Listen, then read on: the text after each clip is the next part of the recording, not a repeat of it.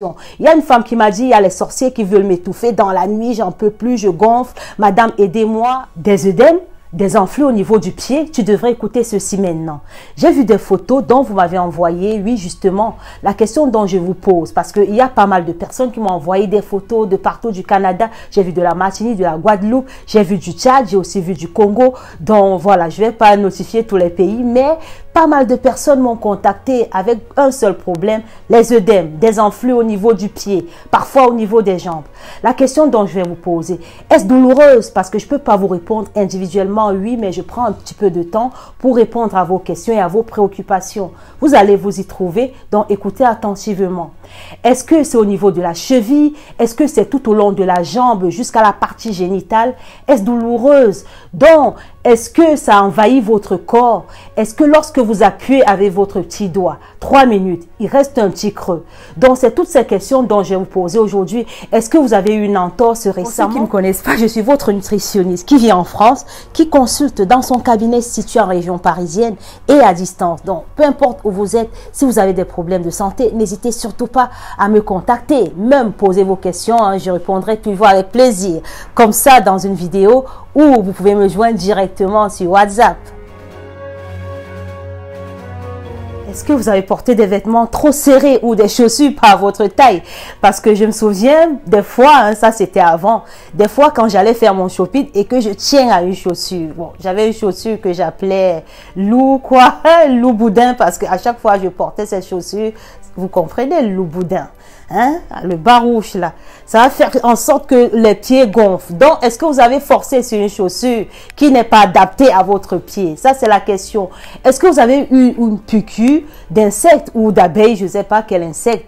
Donc, vous allez vérifier ces paramètres si vous commencez à avoir des enflures, des œdèmes, surtout des pieds qui gonflent. Ou vous allez regarder si ça vous rend, si ça vous handicape un petit peu. Est-ce qu'elle est handicapante? Est-ce que quand vous vous levez pour vous mouvoir, ça vous empêche de faire des choses? Est-ce que ça fait mal? Donc, c'est autant de questions. Est-ce que vous êtes enceinte? Parce que si vous êtes enceinte aussi, c'est possible que vous ayez des appuis et que ce soit lymphatique en fait. Est-ce que vous prenez des médicaments en ce moment? Parce que si vous prenez des stéroïdes, par exemple, ou des antidépresseurs, ou certains médicaments qui sont inhibiteurs calciques, vous pouvez avoir des soucis, vous pouvez avoir des œdèmes comme effet secondaire. Donc, il y a tous ces paramètres dans aucune de ces situations dont je viens d'énumérer. Alors, êtes-vous en surpoids? Êtes-vous en état d'obésité? Parce que si vous êtes en état d'obésité, c'est un signe du syndrome métabolique. Ça signifie qu'il y a un dysfonctionnement rénal, un dysfonctionnement circulatoire et un dysfonctionnement même cardiaque, parce que du coup tout est lié. Quand le néphron n'arrive plus à faire son travail parce que vous êtes en train de tuer vos néphrons, comment mangez-vous? Vous mangez trop de sel, parce que si vous exagérez et que le système rénine-angiotensine n'en peut plus et que voilà les signaux ne se font plus comme il faut et que les néphrons sont en train de mourir, du coup il y a des lacunes, vous avez tout le temps soif, il y a de l'eau qui rentre, il y a de l'eau qui stagne parce que le sel retient de l'eau et puis le rein qui meurt et le cœur qui s'ouvre. Donc attention, il y a une femme qui m'a dit, il y a les sorciers qui veulent m'étouffer dans la nuit, j'en peux plus, je gonfle, madame aidez-moi. Est-ce que vous n'exagérez pas le sel? Une petite anecdote. Quand j'ai discuté avec cette femme-là, elle m'a fait comprendre que même quand elle cuisine des choses qui devront être nature, par ailleurs, elle ajoute toujours du sel en fait. Que ce soit du riz, des pâtes, oui, c'est normal qu'on ajoute du sel. Mais quand vous faites de la pomme de terre à la robe des champs ou de la patate douce, vous n'êtes pas obligé d'ajouter du sel.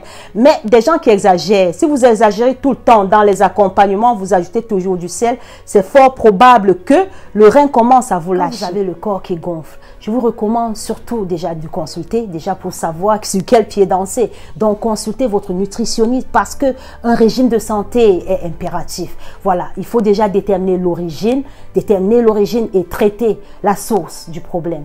Avant tout, si vous savez que vous mangez beaucoup de sel, déjà il faut devoir freiner le sel. En tout cas, tout ce qui retient des protéines, du sel, donc tout ce qui va retenir de l'eau en fait. Et l'astuce dans votre plateau repas, hein, pour ceux qui sont déjà chez moi, qui sont dans les consultations à distance comme de près, vous savez que quand vous mangez trop de sel dans votre bilan biologique, à révéler que vous avez un taux de sodium élevé.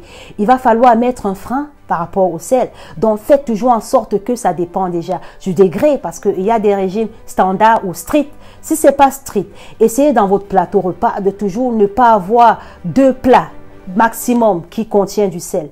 Ça signifie que vous devez prévenir, vous allez prévoir quelque chose qui n'a pas de sel pour accompagner quelque chose qui contient du sel. Dans votre viande présalée, votre entrée, c'est juste des fruits ou encore votre accompagnement, c'est juste de la patate douce vapeur ou de la patate ou quelque chose juste vapeur, brocoli, chou-fleur, peu importe. Est-ce que vous pensez souvent à faire des bilans sanguins, de la biochimie sanguine, vérifier vos paramètres en sodium, en calcium, en tout? Ça peut aussi être lié à la goutte parce que dans chaque pathologie où il y a un régime médical à suivre, vous pouvez aussi avoir des variations ou encore comme des complications qui vont faire en sorte que d'autres problèmes soient attaqués. Vous pouvez partir d'un diabète ou de l'hypertension et avoir la goutte, etc. parce que c'est comme le train, quand un wagon ne marche plus, ça peut se suivre comme l'engrenage.